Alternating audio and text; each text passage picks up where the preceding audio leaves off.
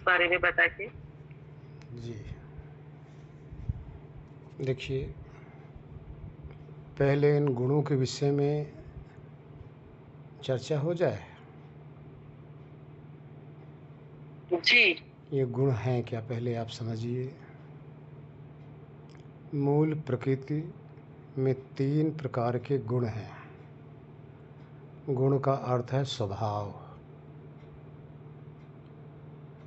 उसकी आदत है। मूल प्रकृति एक पदार्थ है, यहाँ गौर कर लेना, एक पदार्थ है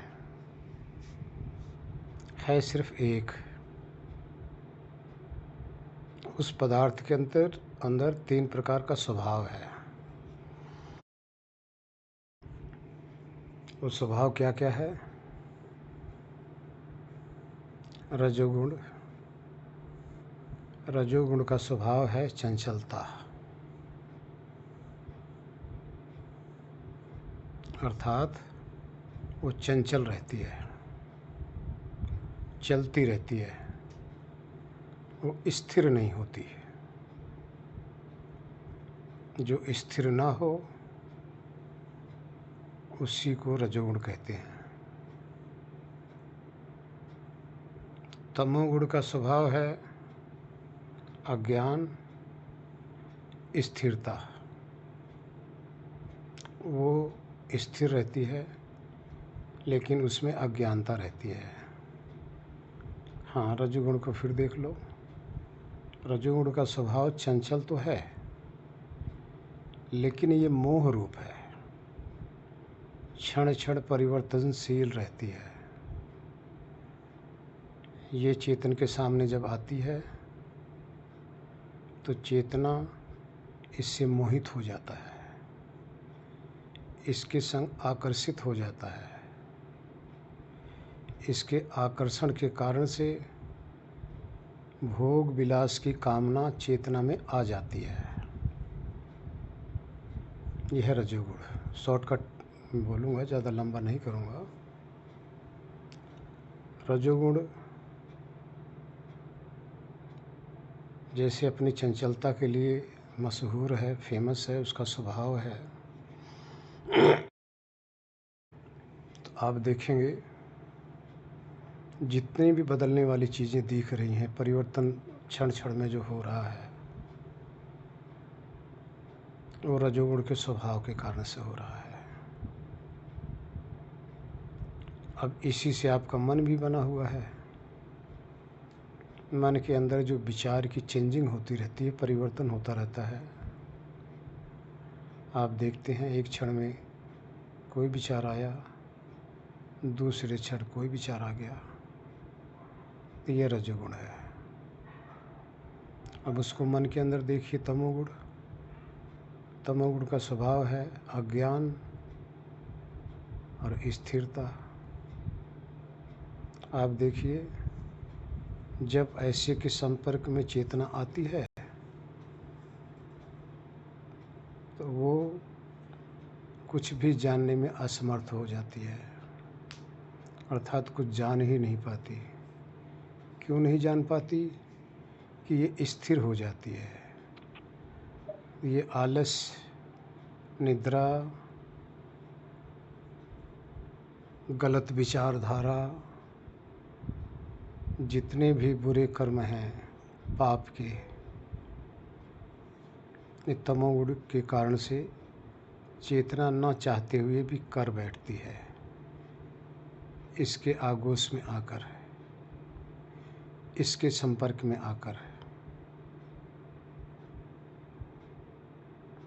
इसी तरह से बाहर तमोगुण के कारण से मांस, मदिरा, लूट पाट, निंदा, चुगली, जितने भी ये पाप कर्म हैं,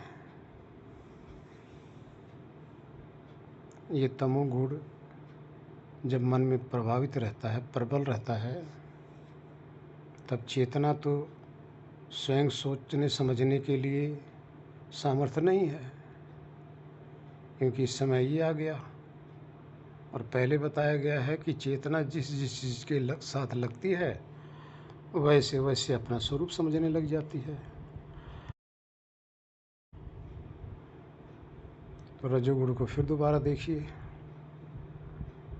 रजोगुण के कारण से हम सुंदर सुंदर कपड़े शरीर को सजाते हैं, जितनी भी सुंदरता की चीज़ें हैं घर में भी रखते हैं, सुंदर मकान बनाते हैं, सुंदर कपड़ा पहनते हैं, सुंदर जितने भी आकर्षक चीज़ें हैं ये रजोगुण के प्रभाव में आकर हम सब करते हैं। रजोगुण का एक और स्वभाव देखिए। आप देखते हैं मूर्ति तैयार होती है, मूर्तिकार तैयार करता है मूर्ति को। अगर उसमें कलर न डाले तो मूर्ति इतनी लुभावनी नहीं लगती। अब उस कलर को डालकर लुभावना बनाता है कारीगर, तो उससे वो मूर्ति हमें लुभावनी लगती है। ये लुभावनी लगनी, ये मन में रजोगुण जब विद्यमान होता है तब ये सब होता है।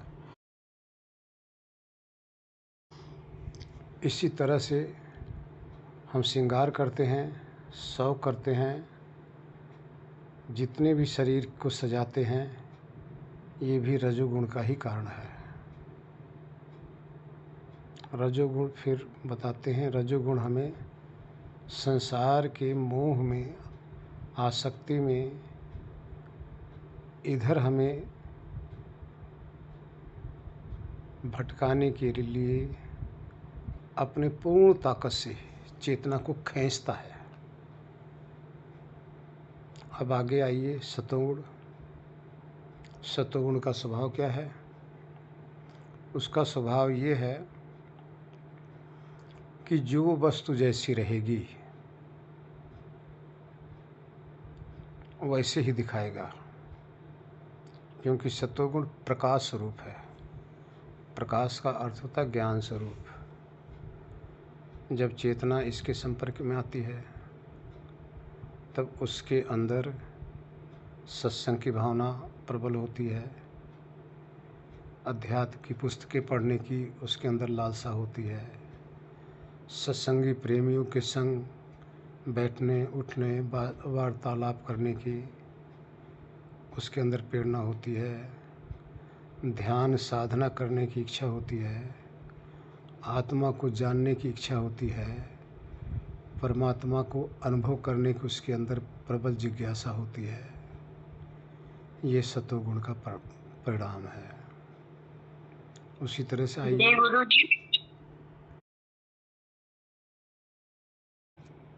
जी, इनके कई प्रकार हैं, मैं आपको प्रकार भी बताऊंगा। इनके कई भेद हैं, कई भेद हैं इनके, अभी बताऊंगा। उत्तम, मध्यम, निकृष्ट। तो जिस समय आप समाधि लाभ लेना चाहते हैं,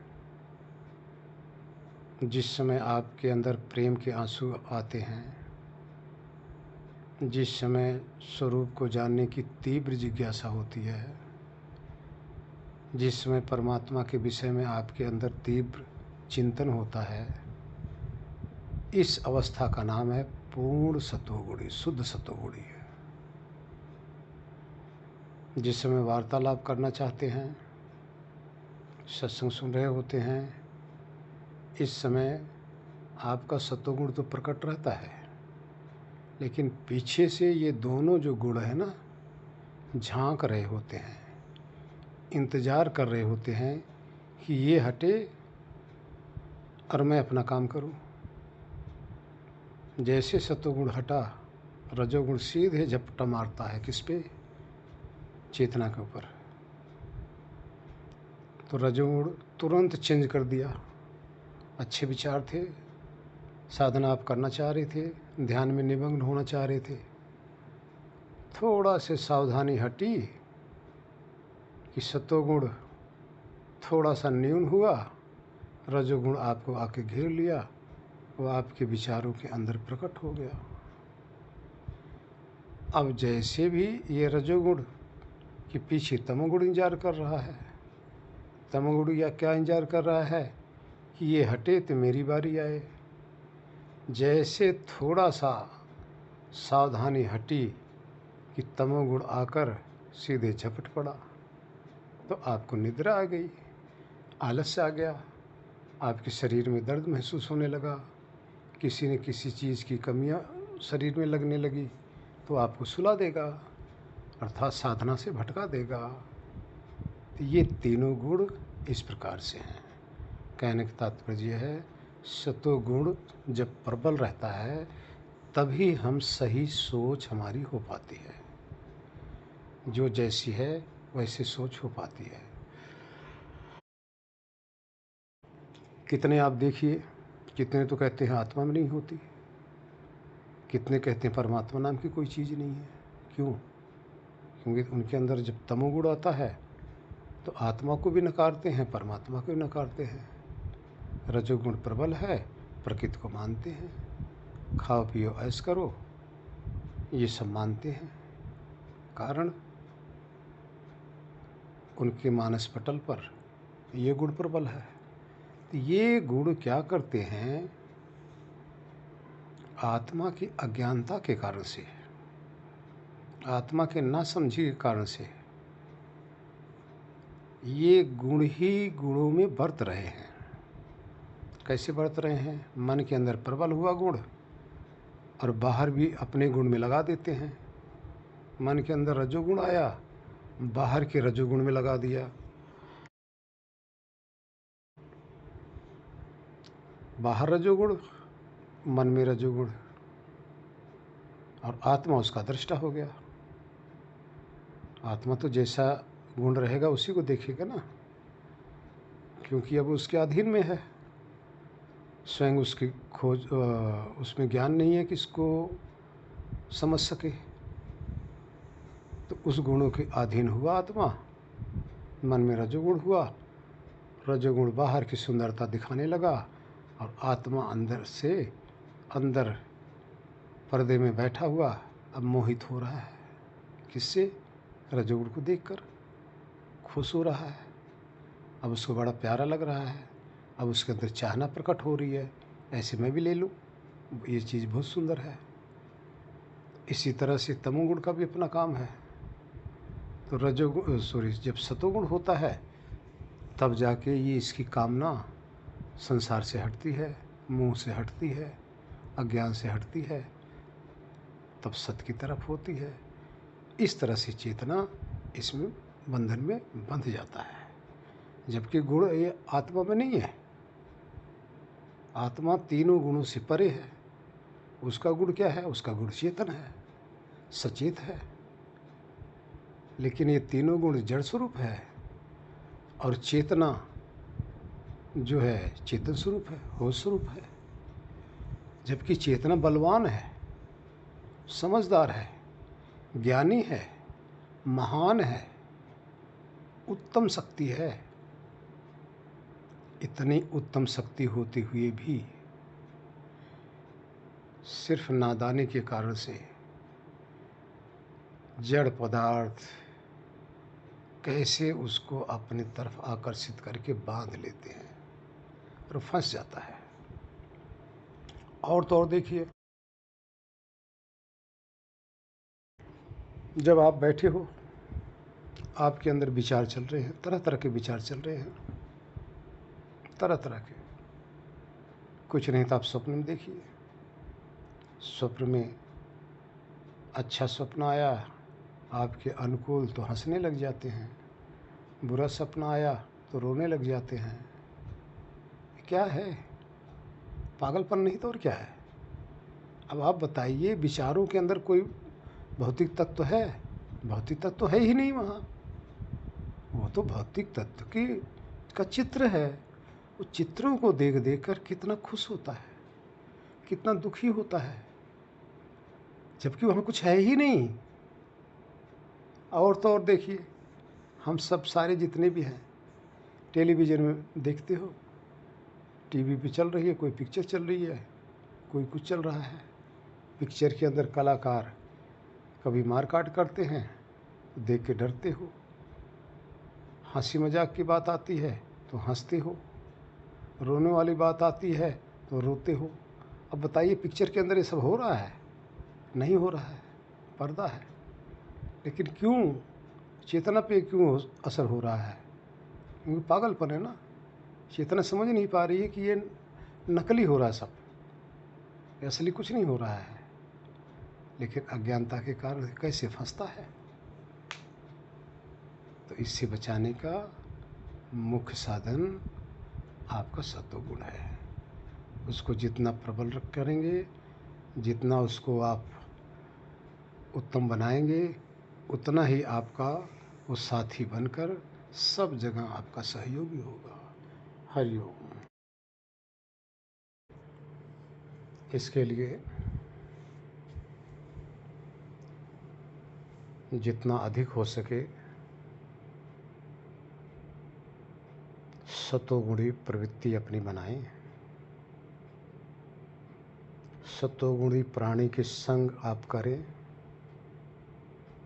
सतोगुणी पुस्तक पढ़ें, स्वाध्याय करें। स्वाध्याय का अर्थ होता है अपना अध्ययन करें, कण कण में ब्रह्म साक्षात्कार करें।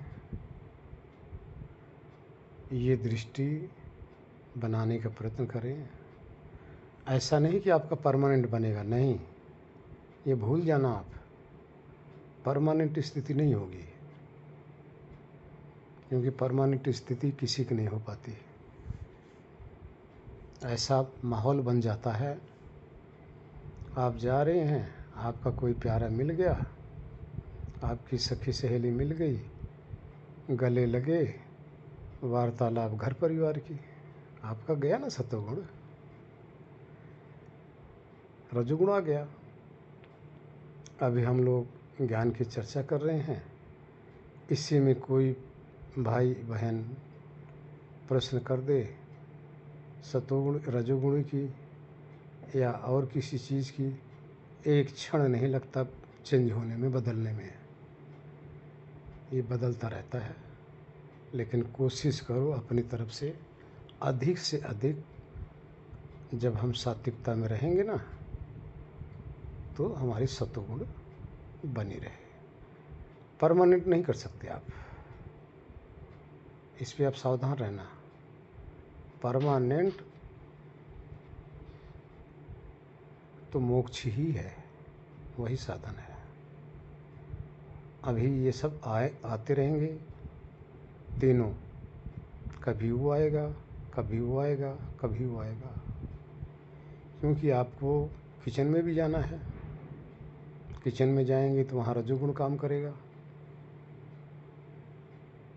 अन्यथा आप भोजन नहीं बना पाएंगे, वहाँ रजोगुण काम करेगा। बिस्तर पे जाएंगे तो वहाँ निद्रा आएगी, वो भी अपना काम करेगा। लेकिन अनायास ये जो रजोगुण और तमोगुण आकर हमें परेशान करते हैं, इस पे थोड़ा सा हम काबू पा सकते हैं। क्योंकि भूख लगी रजोगुण है, प्यास लगी रजोगुण है, शरीर को नहलाओ धुलाओगे रजोगुण है, कपड़े लत्ते धुलोगे रजोगुण है। तो समाज में रहना भी तो पड़ेगा। आपस में परिवार में बातचीत करोगे तो रजोगुण भी आ जाएगा। ये सब आएंगे, लेकिन कोशिश करो सतोगुण जितनी ज़्यादा हो, ये आपके अधीन है। बहुत सुंदर गुरुजी। इसके लिए एक और प्रयत्न कर सकते हैं आप, जिससे सतोगुण अधिक से अधिक बना रहे। आप नाम जप का सहारा ले सकते हैं। नाम जप के द्वारा आपका सतोगुण अधिक से अधिक समय तक बन सकता है। जैसे आपने परमात्मा का कोई भी नाम ले लिए, जब आप भजते रहेंगे, जपते रहेंगे, तो उस समय आपका सतोगुण अगर पूर्ण नहीं रहेगा तो कम से कम मध्यम तो रहेगा ही। तो इसलिए नाम का सहारा आप ले लेंगे तो आपका समय सतोगुण अधिक से अधिक रहेगा। हरिओम। देखिए, दोपहर को समाधि और समाधि का फल, इसके विषय में चर्चा चली थी। समाधि का अर्थ है सम प्लस धी। सम कहते हैं न्यूट्रल को, धी कहते हैं आपकी बुद्धि को। जब आपकी बुद्धि अर्थात मन अपना कार्य क्षमता को छोड़ दे, अपनी क्रिया बंद कर दे, उस समय न संकल्प विकल्प हो,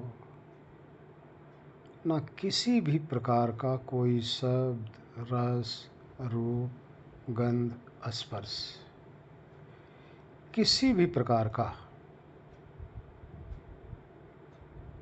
आपको अनुभव कराने में वो असमर्थ हो जाए, तो इस समय समझना चाहिए कि अब हमारी जो बुद्धि है, हमारा जो मन है, अब शांत हो गया, प्रशांत स्थिति। अब उसके अंदर किसी भी प्रकार की वृत्तियां नहीं हैं। यहाँ गौर कर लेना, वृत्ति कहते हैं व्यापार को। वृत्ति का अर्थ है जब मन क्रिया कर रहा होता है, शब्द, रस, रूप, गंध, स्पर्श उसके अंदर प्रकट रहते हैं, तो आत्मा उसका दृष्टा हो जाता है। जब ये कुछ भी चीज़ ना आए, तो एक आप देखेंगे शून्य समाधि होती है, जीरो। ये सब तो कुछ है नहीं, ना प्रकाश दिख रहा है, ना अनहद आ रहा है, ना शरीर की कोई वाइब्रेशन दिख रही है, कुछ भी नहीं। फिर भी आप देखेंगे आप बिल्कुल खालीपन, या तो आपको अंधेरा महसूस होगा, या आप आकाश में उड़ते हुए अपने आप को अनुभव कर रहे हैं, या बिल्कुल प्रकाश ही प्रकाश आपको अनुभव हो रहा है जिसके मध्य में आप बैठे हैं। तो यहाँ आप यूँ समझो कि अभी मन की क्रिया समाप्त हुई नहीं। मन अपनी वृत्तियों को तो, सांसारिक जो वृत्तियाँ थी वो तो बंद कर दिया, लेकिन ये जो मन जो 3 गुणों से बना हुआ है, अब उसके गुण चेतना के सामने प्रकट हैं।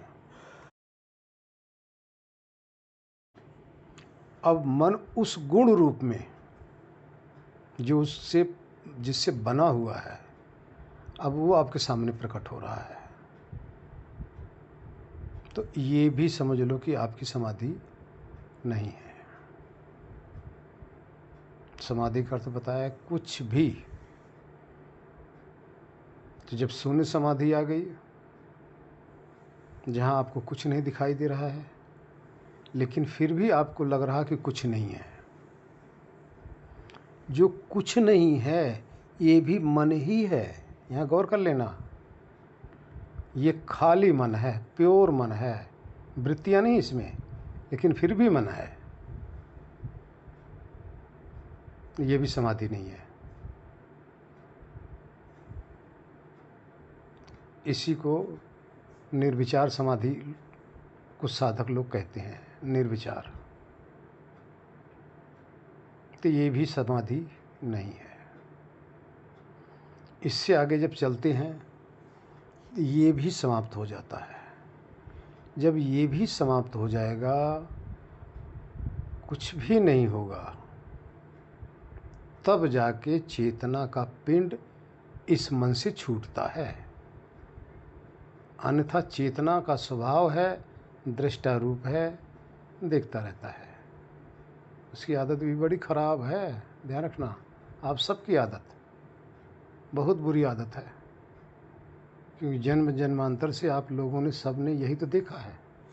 देखना आपने स्वभाव बना रखा है, सुनना आपने स्वभाव बना रखा है, चखना आपने स्वभाव बना रखा है। आपका स्वभाव तो यही बना हुआ है, क्योंकि चेतना बहिर्मुखी रहा है ना, बाहर तो देखते रहे हो अभी तक। जब ये शांत हो जाता है, अपनी क्रिया हर प्रकार से शांत कर देता है, बंद करता है, तब कहा गया है योगस चित्त वृत्ति निरोध। जब वृत्तियां वगैरह सब निरोध हो गई, रुक गई, ठहर गई, तब जाके आत्मा का योग हुआ। योग का अर्थ है मेल हुआ। किससे मेल हुआ? अब विचार करो, किससे मेल हुआ? अभी तक तो उसका मेल था मन के साथ, मेल तो किया हुआ था ना। अब यहाँ जो किया हुआ था, मेल किया हुआ था, इसके साथ लगा हुआ था। जैसे ही ये बंद हुआ, वैसे ही आत्मा तुरंत पीछे मुड़कर जिसकी गोद में बैठा हुआ है, जो परमात्मा है, जो सर्वाधार है, जिसने इस शरीर के अंदर इस चेतना को भी जकड़ रखा है, अब उसके साथ इसका मेल हो गया। इसी का नाम योग है। ये योग क्यों नहीं होता? ये मेल क्यों नहीं होता? क्योंकि आप जब दूसरे को देखोगे, दूसरे में लगे रहोगे, तो आपको खुद को फुर्सत नहीं हो रही ना। खुद आप बाहर के देखने से फुर्सत नहीं हो रही है, तो अंदर कैसे देखोगे? तब आत्मा अपने अंदर जब अनुभव करता है, अपने शुद्ध स्वरूप से, इसका नाम है योग। तदा दृष्टु स्वरूपी अवस्थानम। ध्यान देना, योगस चित्तवृत्ति निरोधस के बाद में तब आता है तदा दृष्टु स्वरूपी अवस्थानम। तब ये जो सब कुछ देख रहा है, जो बाहर लपक रहा था, जो बाहर भटक रहा था, स्व खुद के स्वरूप अपने अवस्थित, अपने में स्थित हो जाता है। इसका कुछ सज्जन गुरुओं ने यह भी अर्थ लगाया है कि जो सबको देखने वाला, पूरी सृष्टि को देखने वाला जो परमपिता परमात्मा है, उसके स्वरूप में अवस्थित हो जाता है। योग दर्शन के भाष्यकारों ने दो प्रकार का अर्थ लगाया है। तो यहाँ हम ये अर्थ लगा रहे हैं कि अपने तथा ईश्वर के स्वरूप में अवस्थित हो जाता है। ये योग है। अब ध्यान देना, अब वो जब समाधि लगी, अर्थात मन न्यूट्रल हो गया, तब जाके आत्मा का योग हुआ। अब इस समाधि का परिणाम हो गया। अब इसी तरह से दोपहर को आत्मा के स्वरूप में स्थिति बताई गई। अब जब आपकी स्थिति ऐसी होती है, आप लोग सब कोई आजमा लेना, अपना अपना अनुभव करना। जैसे आपको हृदय के अंदर गुदगुदी लगती है, उस आनंद की अनुभूति होती है, इस समय आपकी वृत्ति समाप्त रहती है, आपका मन बिल्कुल शांत रहता है। मन शांत नहीं होगा तो आपको आनंद की अनुभूति नहीं होगी। आनंद की अनुभूति जिस क्षण हो रही है, उस समय वृत्तियाँ आपकी चल नहीं रही होती हैं, तो उस समय आत्मा परमात्मा के आनंद में निमग्न रहता है। ये समाधि का परिणाम है। समाधि का अर्थ मन का न्यूट्रल हो जाना। हरिओम।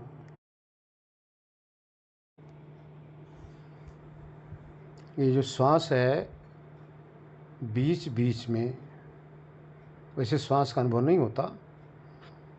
श्वास का अनुभव हो रहा है तो समझ लो आपकी समाधि नहीं लगी है। लेकिन बीच बीच में आप देखेंगे जब समाधि लगी होती है, तो बीच बीच में आपका जो शरीर का जो वाइब्रेशन है ना, पल्स रेट है, ये भी बीच में विघ्न डालता है। क्योंकि उस समय ये पल्स रेट बहुत तेज तेज से सुनाई देती है।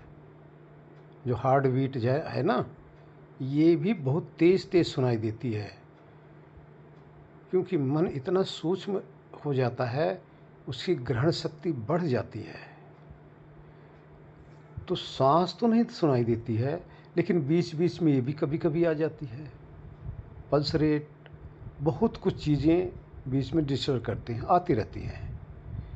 लेकिन जब आत्मा उस आनंद में डूबा रहता है ना, तो आई और फिर चली गई, फिर आई फिर चली गई, लेकिन चेतना उस आनंद को छोड़ना नहीं चाहता। इस तरह से बीच बीच में आती रहती है। ऐसी कोई ज़रूरी नहीं है कि परमानेंट बन जाए। परमानेंट स्थिति अभ्यास के द्वारा आगे बन सकती है। हरिओम। इसको मैं गुरु दक्षिणा में मांग लेता हूँ, दे दोगे?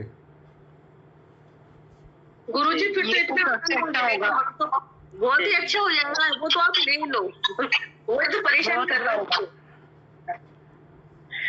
तो जब भी ये परेशान करे तो आप ये समझ लेना कि ये मेरा नहीं, मैंने तो दान दे रखा है। जब आपका रहेगा ही नहीं तो आपको परेशान क्यों करेगा? इसको हमें दे दो, आप लोग निश्चिंत हो जाओ। देखो कितनी शांति मिलती है, कितना सुकून मिलता है। जैसे ही आप लोगों ने सोचा कि ये तो दूसरे का है,